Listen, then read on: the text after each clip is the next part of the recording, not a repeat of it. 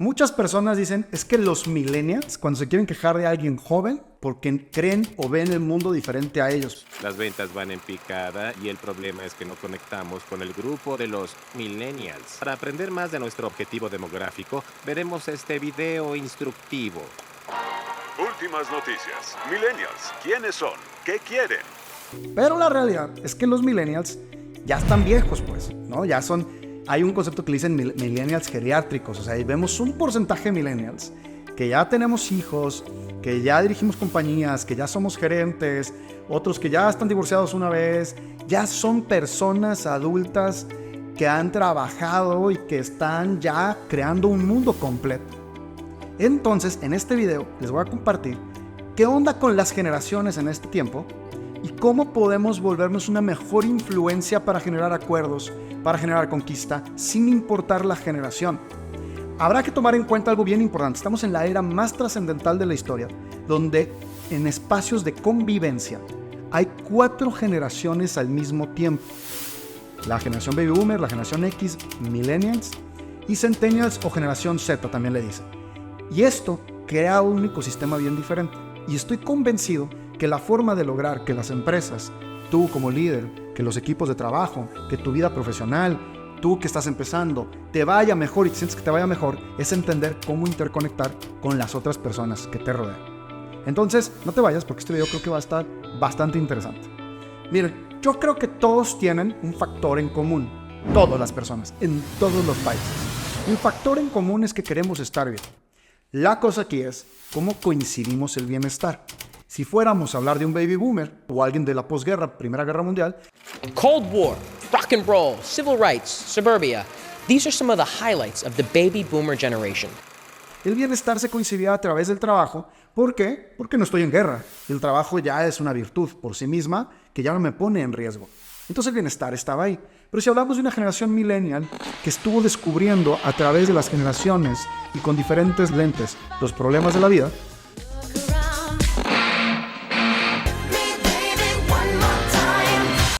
el trabajo ya no es la virtud, sino que es otras cosas, como tener un poco más de libertades, como tener un balance de vida, como no ir a trabajar diario, como no tener un empleo fijo, por ejemplo. Y si hablamos de la generación Z, estaríamos hablando de otros estimulantes bien diferentes. Look, man, I just want to buy a house and raise a family. Oh, you think you're going to do that by working?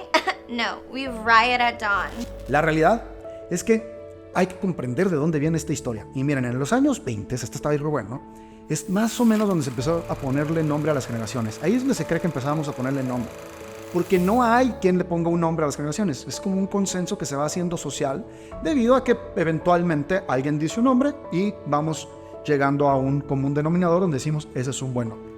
Pero se cree que Gertrude Stein, creo que se dice, la novelista y la poeta, que aparte fue coach de Hemingway, fue de las primeras personas en ponerle un contexto a la generación, ponerle un nombre. Y por el otro lado, Hemingway en uno de sus libros empieza a catalogar a la generación que fue después de la Primera Guerra Mundial. Está interesantísimo. Así consecutivamente, pues aparecieron los millennials a través de un discurso público que alguien los mencionó, puso características y fue. La pregunta creo que clave que nos tenemos que hacer, ¿las generaciones son determinados años y ahí les ponemos nombre? ¿O son determinadas circunstancias y ahí les ponemos nombre? Y entonces no son años cerrados. La realidad es que no hay un consenso de esto. A mí me gusta más pensar en que les pongamos nombres de acuerdo a las circunstancias o al momento que está viviendo el planeta. Por ejemplo, ¿cómo le pondrías a la generación que están haciendo hoy en día en la generación que van a hacer en la inteligencia artificial? Porque va a haber el cambio de la inteligencia artificial. Bien, entendamos las últimas tres generaciones activas en los espacios de trabajo y en los entornos de convivencia para que sepamos cómo negociar con ellos. Generación X, Millennial y Z. La generación Millennial, que quizá es la mayoría en este momento, tuvo marcas bien importantes para formarse. Lo primero, vieron el nacimiento de la Internet durante la infancia. And in fact, that's already happening on something called the Internet. Is a breakthrough internet communications device. iPhone. Today, Apple is going to reinvent the phone. A comparación de la generación X, que ya estaba mucho mejor formada, ya eran jóvenes, ya estaban llegando a la adultez y ya la vieron como adultos. Ellos la vieron transicionar como infantes. y fue la última infancia que existió sin internet. A comparación de la generación Z, que nace con internet, buena o mala, pero nace con internet y interactúa de otra manera, y eso cambia totalmente su cosmovisión del mundo. De hecho, hay por ahí un video que se ha viralizado mucho, donde le preguntan a un millennial cómo contesta el teléfono y a un centennial cómo contesta el teléfono, y el millennial hace esto y el centennial hace esto. Búsquenlo, está muy bueno. Entonces, comprender esto es muy importante. El millennial también vio la caída de las Torres Gemelas y la crisis del 2008. 3%. What in the world is happening on Wall Street? Y estas recesiones y estas crisis diplomáticas y globales con respecto a seguridad también marcaron mucho el cómo podrían ver al mundo y por qué tendrían que luchar. Tan solo yo me acuerdo claramente, estaba en la preparatoria yo, cuando fue la caída de las Torres Gemelas. Y me acuerdo que de repente en un solo salón la gente empezó a acercarse y las clases empezaron a parar, porque era algo que no se podía creer, que era realmente una ruptura de los paradigmas de que Estados Unidos era vulnerable, y aparte parecía una película. 2 planes have crashed into the World Trade Center in New York. There have been a series of terrorist attacks in the United States. Pictures just in showed the building already on fire with smoke billowing. Entonces la gente no creía que estaba pasando, hasta que obviamente la historia la conocemos. Eso formó mucho la generación millennial. Y entonces viene la interacción con la generación X. La generación X empieza a entrar en un entorno de ahora tengo que comprender las demandas de ellos y el cómo tratarlos. Y es evidente que hay un choque en todas las redes sociales hablando de esto, y alguien se queja de los millennials, y es que millennial, bla, bla, bla, bla, bla, que a mí me da mucha pereza eso, porque simplemente somos generaciones adaptándonos al tiempo. Pero este choque por la cosmovisión y la cercanía que tiene la generación X hacia sus predecesores, la generación Baby Boomer, que estuvieron un poco más cerca de la guerra, y que esto dependerá un poco de qué país estás, pero las crisis correspondientes, si estuvieras en España, las crisis que tienen que ver con la parte de la democracia, si estuvieras en México, los problemas que hubo quizá en Tlatelolco, por ejemplo, ellos estuvieron más cerca de esos testimonios, entonces tuvieron otra cosmovisión completamente de la vida. Y entonces hay un choque natural. Sin embargo, algunos investigadores dicen que la generación Z tiene otro comportamiento. Esta generación que apenas está graduando y está saliendo a los espacios de trabajo, a los espacios de convivencia. Y lo que más o menos descubren aquí es que la generación Z parece ser una generación más inspiradora. Como que trae lo mejor de la millennial y lo mejor de la generación X. Y a lo mejor ustedes van a decir, no es cierto, pónganlo en los comentarios. Quisiera escucharlos, quéjense, porque me van a decir de cómo trabajan con los centennials y con la nueva generación. Pero estos estudios lo que dicen es que de alguna manera encontraron o detectaron el valor del trabajo, por ejemplo, esta generación Z, pero también encontraron el valor del equilibrio que ha perseguido el millennial, que aparte fracasó en esta búsqueda, porque acabamos de todas maneras teniendo que trabajar muchísimo y no hemos logrado el equilibrio de vida. Y encontraron que hay una fórmula un poco más exacta. Y el efecto de globalización hace que estas últimas dos generaciones, sobre todo la millennial y Z, se parezcan un poco más en todo el mundo.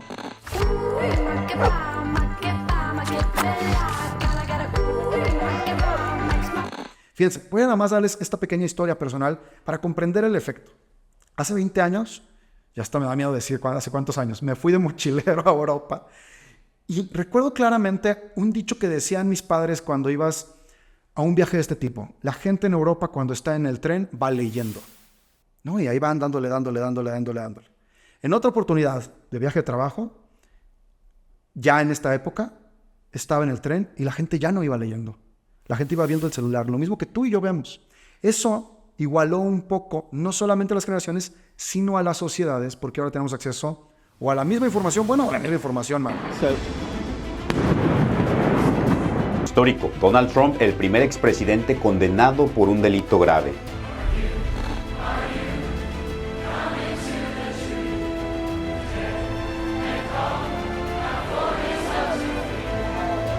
This is the first of 100 wells we're gonna build in this video. Oh, water! El caso es que la digitalización a partir de los millennials y los Zetas hace que las generaciones sí sean un poco más precisas en todos los países a comparación de la generación X. Ahora bien, ¿cómo convivir en el espacio de trabajo para que realmente podamos tener encuentros positivos y no tanta queja en este universo de multigeneraciones en el trabajo? Lo primero, los espacios de comunicación. no vamos a tener los mismos formatos de comunicación. Es natural que si tú no naciste con Internet y alguien nació con Internet y por ahí se desarrolló y le tocó terminar la universidad en su casa porque había una pandemia y a la otra persona tuvo que ir al trabajo porque ya era la generación X y tenía que ir al trabajo porque tiene que cuidar a la familia y porque había que salir, es evidentemente que los códigos de comunicación debido al uso de herramientas han cambiado y se reconfiguraron. Entonces, pon normas en el trabajo o en cualquier espacio o con tu hijo o con tu hija para que puedan conectar bien. Y tú que estás ahí en la generación Z, explícales un poco a la generación X y a la millennial cómo te quieres llevar con ellos a través de la comunicación. ¿Quieres mucho WhatsApp o no? ¿Quieres muchos audios o no? ¿Quieres que no te llamen quizá tanto, pero que sean más claras las llamadas, sí o no? Y ese fenómeno, haz categorías de prioridad de comunicación. Depende del nivel de problema, cómo nos tenemos que comunicar. ¿Por WhatsApp? ¿Por un mensaje? ¿Por un audio? ¿Tengo que pedirte permiso para llamarte, sí o no? Y en medida de que pongamos un código donde acordemos tú y yo, va a ayudar mucho más fácil a que interconectemos. Les pongo un ejemplo que me parece sensacional que he vivido desde hace muchos años. Desde que yo inicié a trabajar, la primera vez que tuve una llamada de mi madre, le contesté pensando que era algo urgente. Le contesté, miren, así. Le contesté pensando que era algo urgente. Y era una cosa simple. Yo dije, mamá, oye, estoy trabajando, no era momento de hablarme y ya me distraje. Y empezaron a adoptar una dinámica que me pareció bastante interesante.